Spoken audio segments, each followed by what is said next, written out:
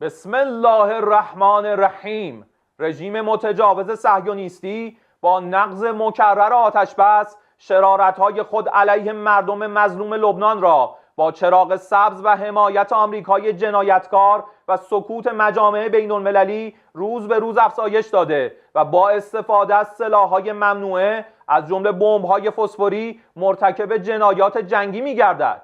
با وجود هشدارهای قبلی جمهوری اسلامی ایران، رژیم کودککش صهیونیستی با عبور از همه خطوط قرمز و افزایش حملات در جنوب لبنان ضاحیه بیروت را هدف قرار داده است. قبلا اخطار داده بودیم در صورت گسترش جنایت در ضاحیه بیروت اهدافی را در سرزمین‌های اشغالی مورد هجوم قرار می‌دهیم. ارتش صهیونیستی باید حملات خود به جنوب لبنان و ضاحیه را متوقف نماید و در صورت گسترش حملات خود به آن منطقه و یا پاسخ به اقدام ایران با ضربات کوبنده تر و پشیمان کننده روبرو و حملات ویرانگری علیه رژیم و حامیان آن آغاز خواهد شد و من نصر الا من عند الله العزیز الحکیم.